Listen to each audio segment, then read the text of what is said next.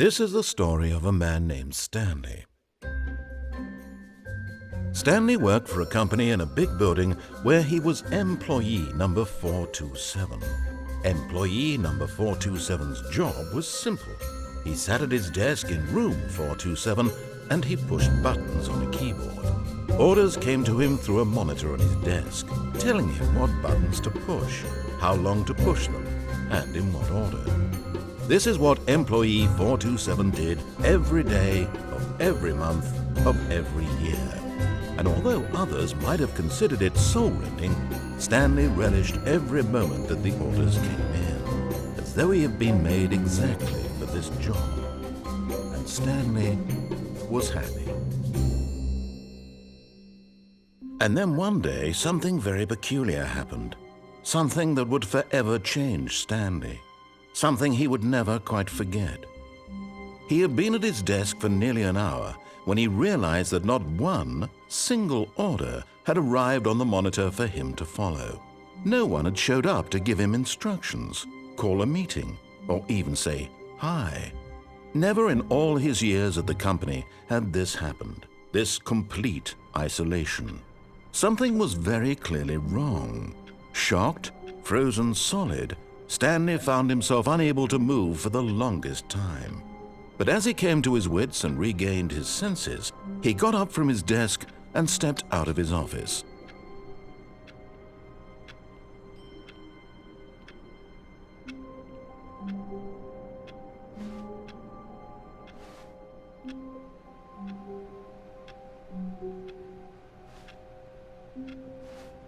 All of his co-workers were gone.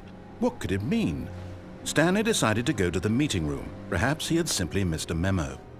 No matter how hard Stanley looked, he couldn't find a trace of his co-workers.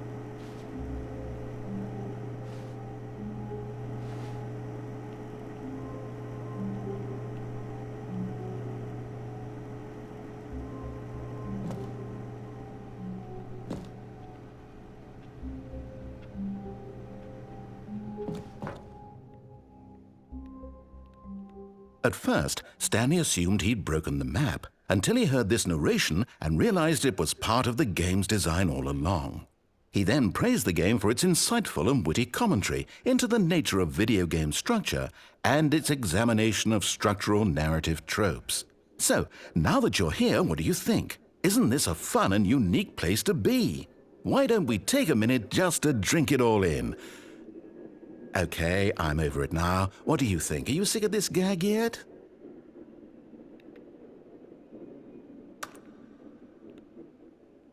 Well, I don't know how to say this politely, but you could literally just restart the game any old time you want, like right now.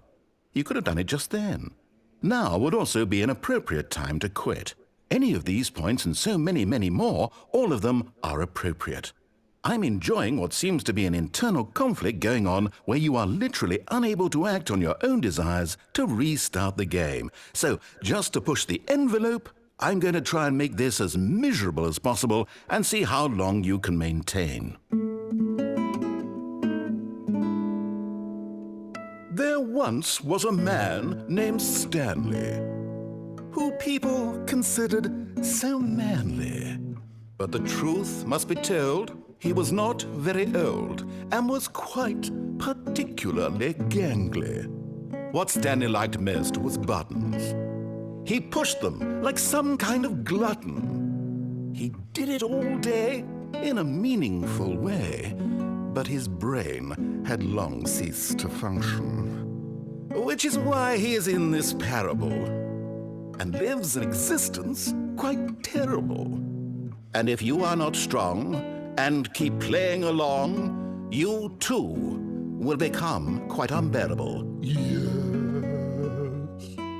You too will become quite unbearable.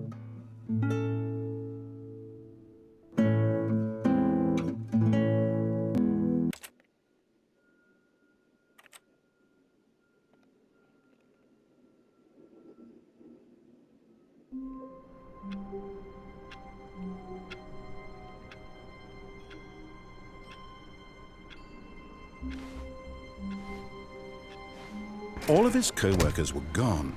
What could it mean? Stanley decided to go to the meeting room. Perhaps he had simply missed a memo.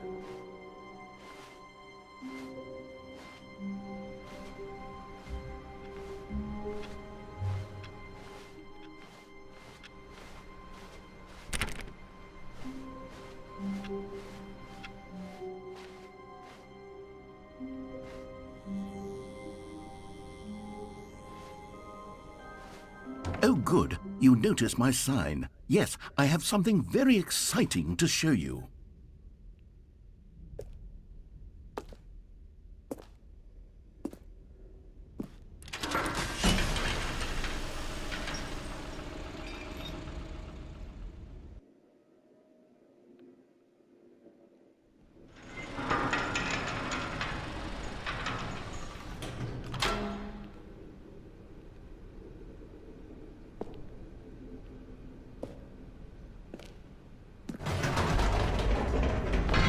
You see, Stanley, I've been reflecting on the Stanley parable and about how roundly disappointing this ultra-deluxe version has turned out to be.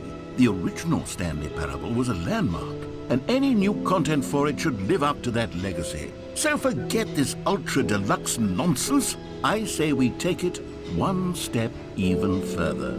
Which is why I'm very proud to announce for the first time ever, the Stanley Parable 2.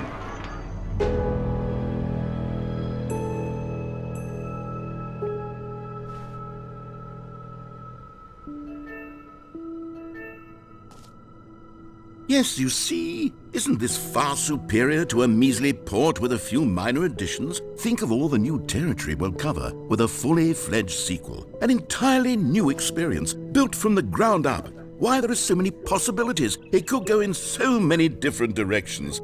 This is what fans have truly been asking for.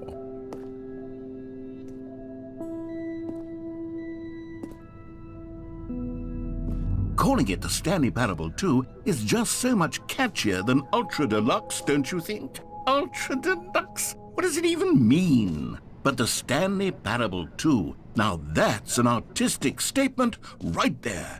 It's future-oriented. It screams progress and innovation and long-term franchising potential.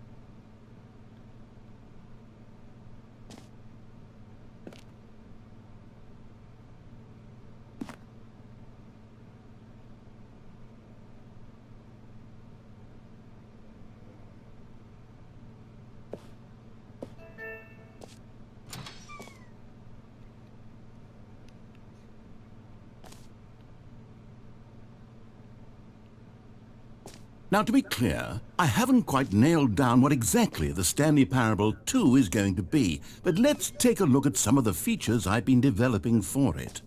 I figure that if I can loosely organize a handful of interesting concepts, that surely the game will sort of naturally spring up around them. It'll all work itself out. Game development is much more of a fuzzy magic than anything scientific or logical, really.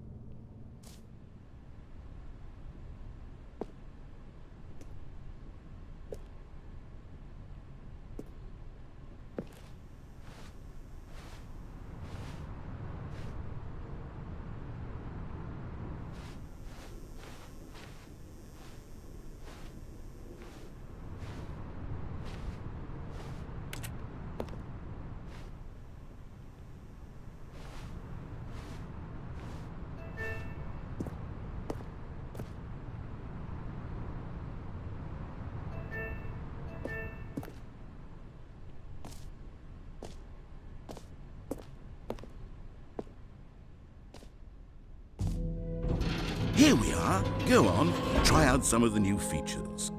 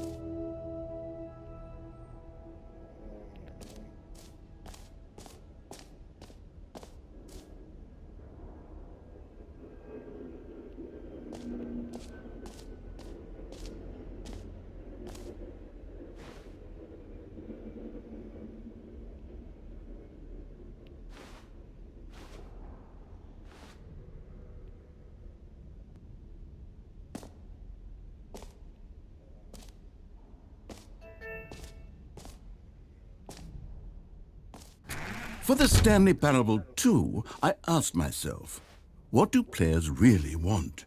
And of course, the first and most obvious answer is that they want to be individually recognized and validated as people. So with that in mind, my first addition to the game is this button which speaks the name of the person playing the game. Isn't that wonderful?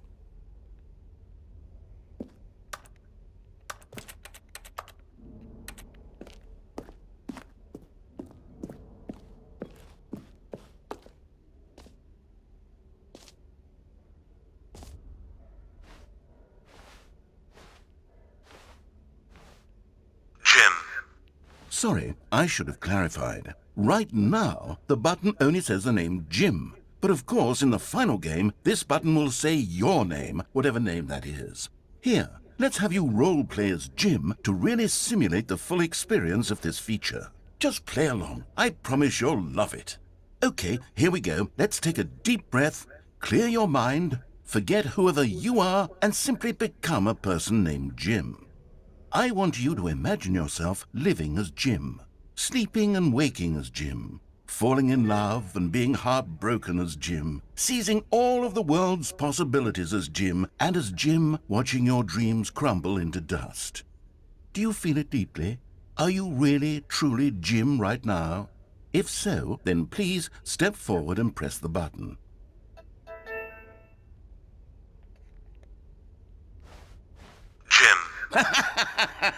Yes, you see? What a thrill, what a rush. That was you. The button described you. Do it again, do it again.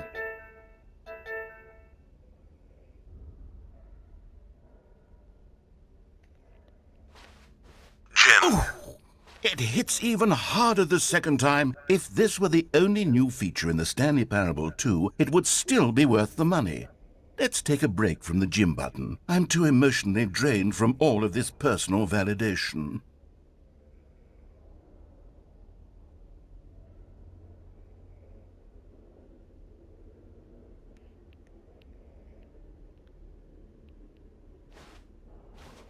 Whoa there, cowboy. Sometimes a person can be too much Jim.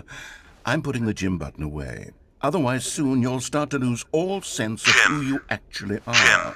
Jim.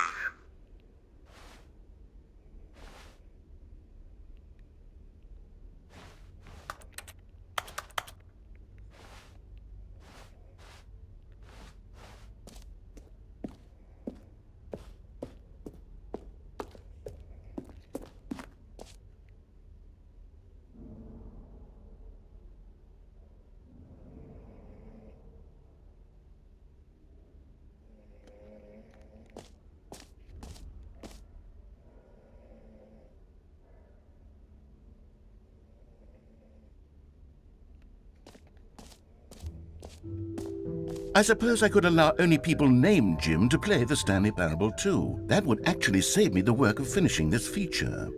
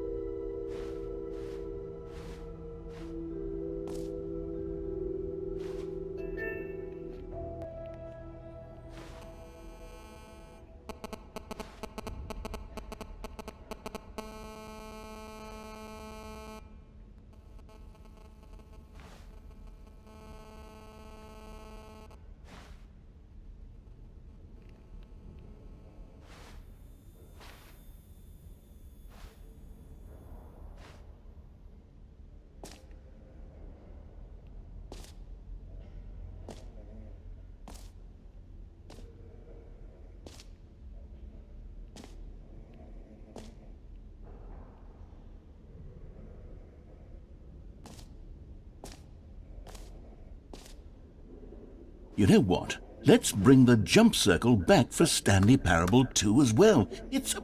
Oh, wait. You already spent all your jumps the first time we saw the jump circle.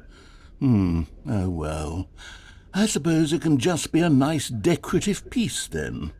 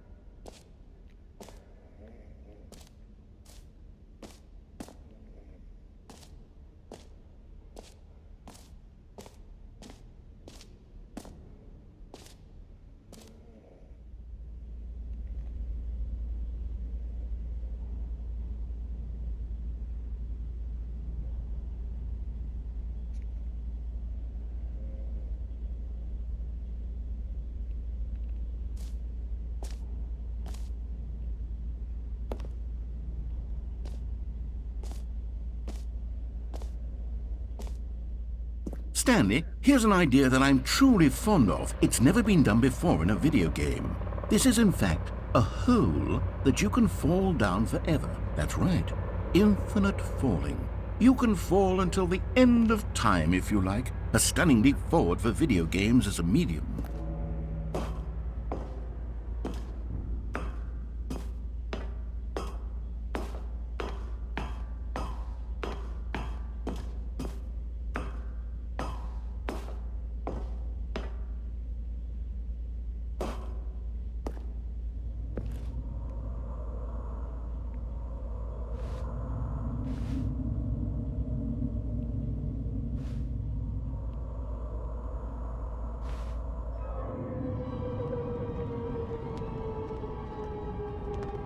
You see, isn't it wonderful? One of my more ingenious concoctions, if I do say so. Now then, since you've gotten to see the infinite hole, you can press the teleport button to pop back up to the top, and we can continue onward. Now, I don't mean to be a bummer, but I do recommend you use the teleport button to go back to the top. Maybe do it on the sooner rather than later spectrum of things.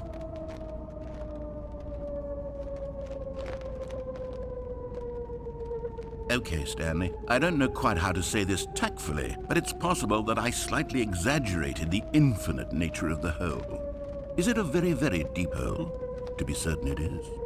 It's an extremely deep hole. I don't want anyone to say that it isn't an astonishingly deep hole. It is. Is it infinite? Well, that sort of depends on your definition of infinity. From one perspective, the infinite is merely philosophical in nature. It's more of a... Okay, well, good for you. You found the bottom of the hole. You found me out, Stanley. I'm a liar and a cheat, and you're so clever. Look, I think the issue here is just that you're unusually fascinated by falling. What normal person actually wants to fall infinitely? I figured the hole was as deep as anyone would actually need. Don't you put this on me. Maybe you're the problem. Look, things got a little heated there. I think we both said some things we didn't mean. Why don't we just put all this behind us and agree to just call the hole mostly infinite? If that works for you, then go ahead and press the teleport button to warp up to the top of the hole and we can move on. I'll just be up here when you're ready. Great! Now, I'm very excited to show you even more of my ideas for the sequel. Oh, for heaven... You see, I was right. The problem is you. The problem is that you like holes too much. Not normal. A normal person would have said, yep, that's an infinite hole right there, goes on forever till the end of time. Don't need to see it all, but not you. Oh, no, no, no, no. You have a weird sort of... Oh. Did the hole seem even shorter to you this time? I couldn't help but feel like you spent a little less time in there than you did before. I mean, admittedly, I didn't make an infinite hole, but I didn't think it was that not infinite. Well, I suppose once again there's nothing to do here. If you decide you've had enough of the hole, you can hit the teleport button and come join me up above. Had enough? I'm positively thrilled. I really do have so much more to show you and to talk about, and I've had enough of the hole for a lifetime.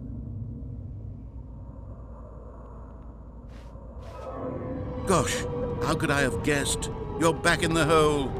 If this starts to become a thing where... Wow, okay, yes. I'm starting to become extremely certain that the hole is not only not infinite, but that it's growing steadily less and less infinite.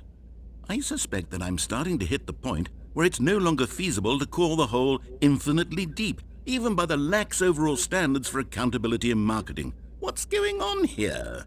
Stanley, I have no explanation for the uncertain nature of the hole's length. Here, let's try something. Let's pop back up to the top, and we'll see if it gets any shorter. Well, there it is. The shame of my lie has come to haunt me. Not only is the hole not infinite, but it's barely even a hole at this point. It's more of a concavity, or even a very aggressive divot.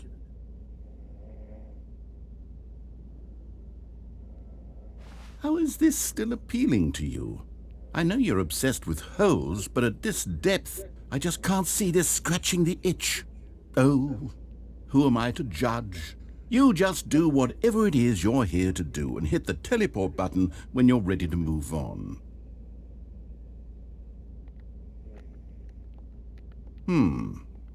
Is the, teleport button not working? You sure? Well, I mean, I really don't have an explanation. It was working just a... Still nothing? Well, I suppose there is one thing I can do to fix this. I'm out. Goodbye, Stanley. You couldn't bear to be away from the hole, and now you'll get more time with it than you could ever have asked for. It's a win for everyone. You get to be with the hole, I get to do literally anything else. Take care, Stanley. I hope you and the hole have a wonderful rest of eternity together.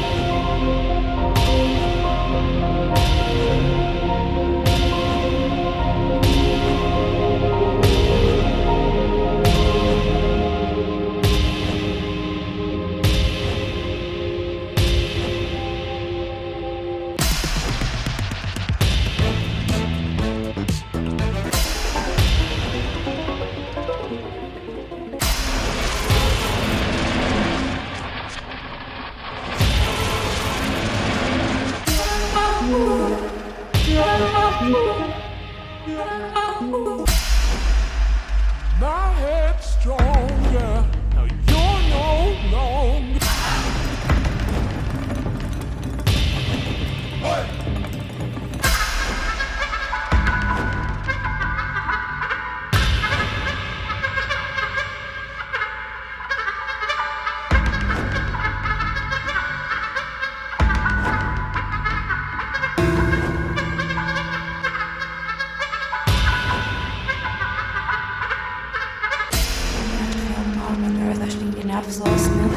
Die var vekslad farvel Nome is the mountain ears in the shops getting a pop as it says in the showing your veil was a lock and very hair lesson. Your rifle lost there. He is a collective just unfit yes with it. There's nowhere there no sharp was no mum. Stanley? Stanley! Stanley! Oh good, you're awake. It seems you had sort of dozed off there, drifting away into dreamland. But we can't have that, Stanley, because this hole is just so darn fascinating that I want you to be wide awake for every second of it. You don't want to miss a single moment.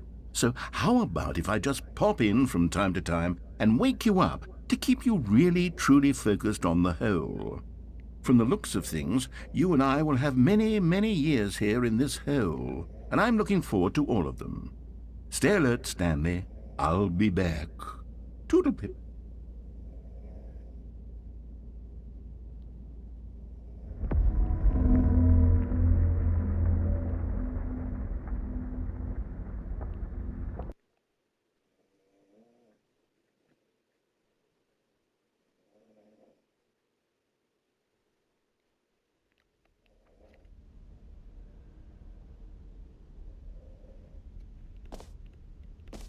Here we are. Go on, try out some of the new features.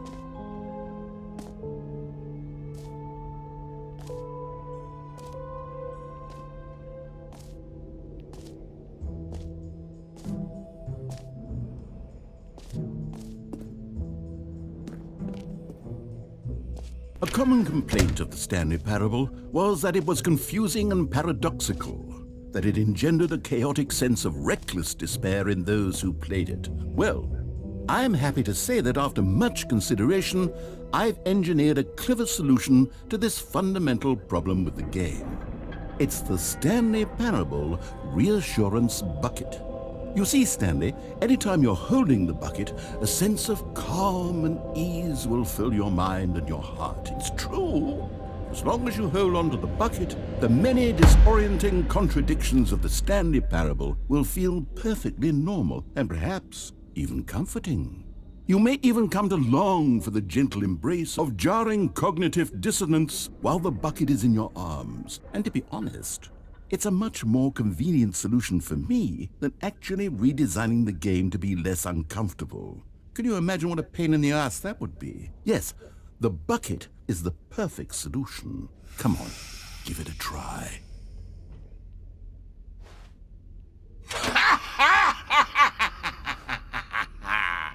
Can you feel it?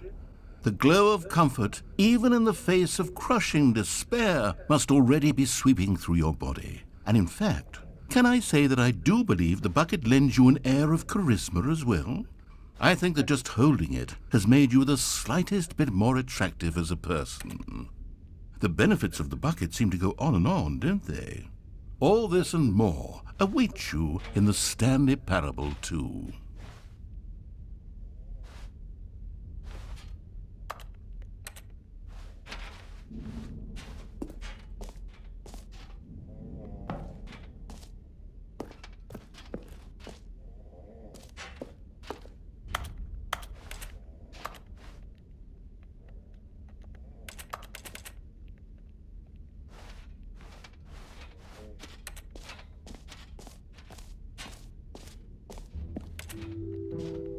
Does anyone give out awards for most enjoyable bucket in a video game? That really should be an award if it isn't already.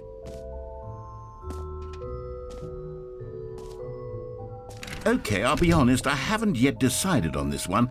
I think that in the new version, the office could use a bit of decoration, like balloons. But I'm undecided on Get Well Someday and Happy 12th Birthday. Which would you go with?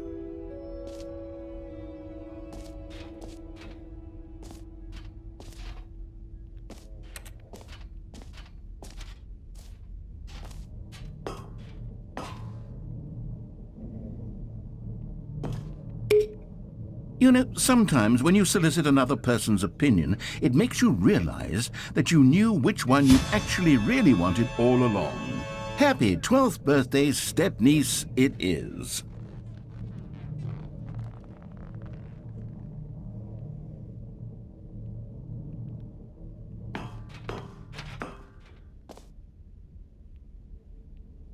Or actually, maybe I should have gone with... No, I've made my decision. We're moving on.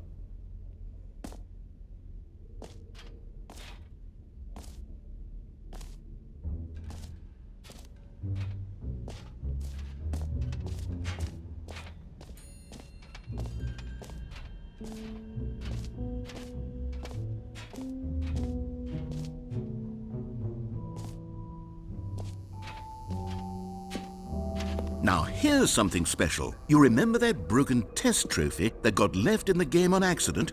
Well, I'm developing a technology to simply give you the trophy. Yes. You see, you'll come to this lever, and when you pull it, the trophy will be given to you.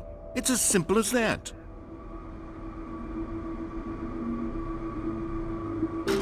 Okay, perhaps I should have clarified. This is technology that will exist. Right now, the trophy is still fully broken. I'm not a wizard, Stanley, but I guarantee it will be fixed in the sequel to at last satisfy the hordes of ravenous fans all over the world who have been uproariously demanding this feature. Gamers, we hear you, and I promise it will happen.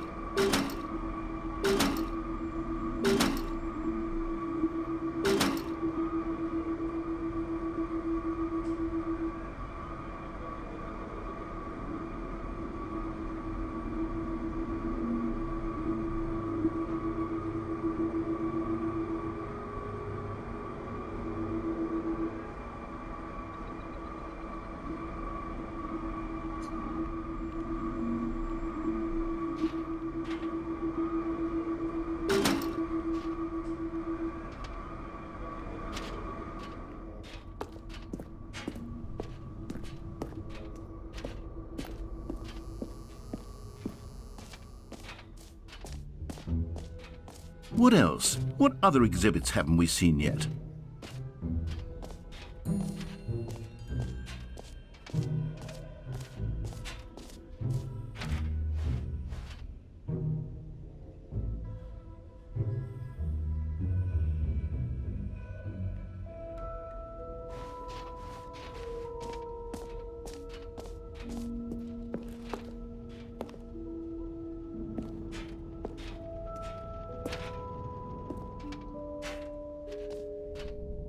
Ah, collectibles.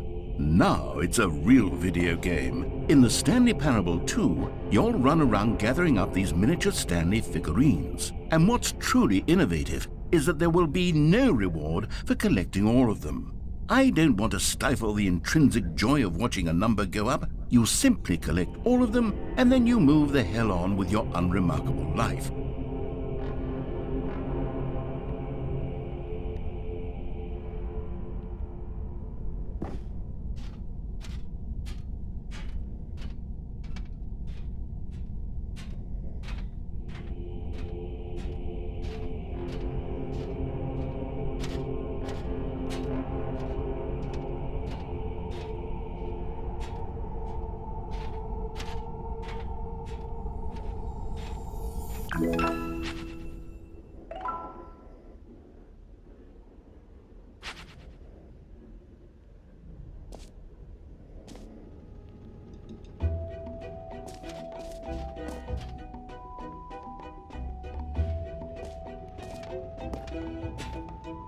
God, it really is the worst when you collect everything in a video game and then they give you a big fancy reward for it. Absolutely tragic.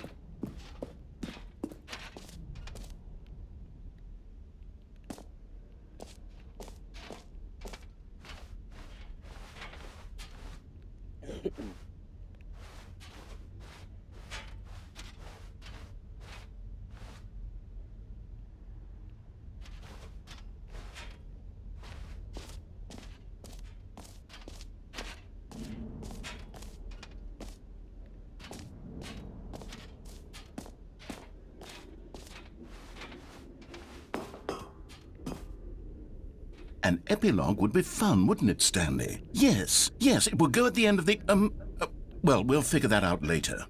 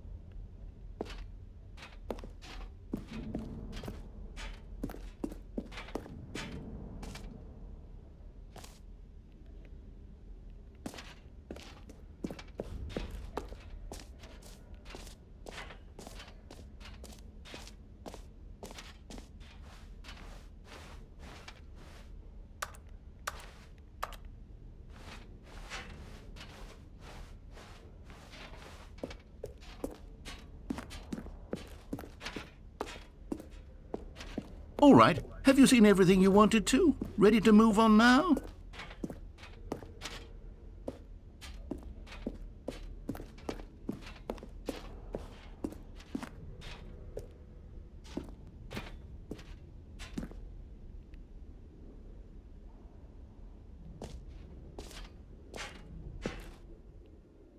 So, Stanley, what do you think? Do you like all of the new features? Yes, I know it's not exactly clear yet how exactly these features will come together as one single coherent video game, but I can feel it in my soul. It's going to work. There's definitely a good game in there somewhere. Say, let's do an experiment. I'll arrange these new features together and we'll see whether or not it coheres into a meaningful gameplay experience. Okay, are you ready? Here it is. I give you the Stanley Parable 2.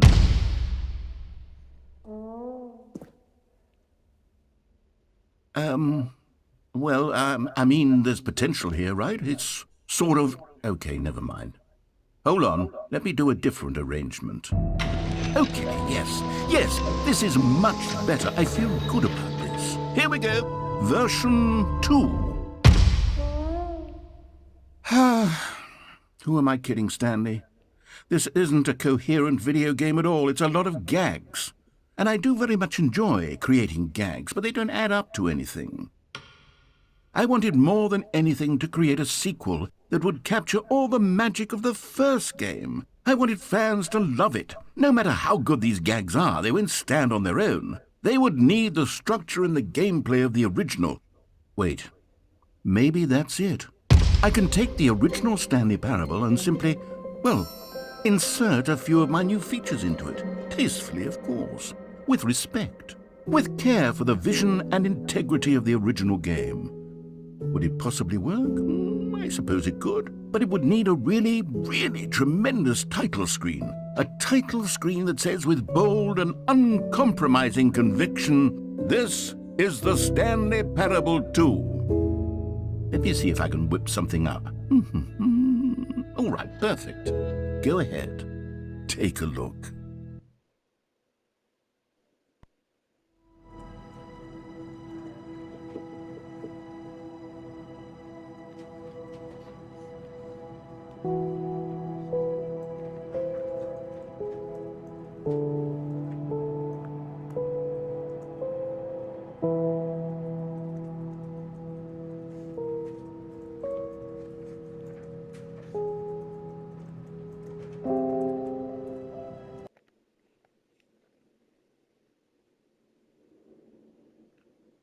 This is the story of a man named Stanley.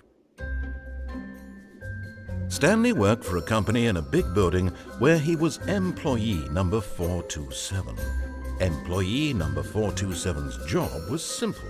He sat at his desk in room 427 and he pushed buttons on a keyboard. Orders came to him through a monitor on his desk, telling him what buttons to push, how long to push them, and in what order. This is what employee 427 did every day of every month of every year. And although others might have considered it soul-rending, Stanley relished every moment that the orders came in, as though he had been made exactly for this job. And Stanley was happy. And then one day, something very peculiar happened. Something that would forever change Stanley. Something he would never quite forget. He had been at his desk for nearly an hour when he realized that not one single order had arrived on the monitor for him to follow. No one had showed up to give him instructions, call a meeting, or even say hi. Never in all his years at the company had this happened, this complete isolation. Something was very clearly wrong. Shocked, frozen solid, Stanley found himself unable to move for the longest time. But as he came to his wits and regained his senses, he got up from his desk and stepped out of his office.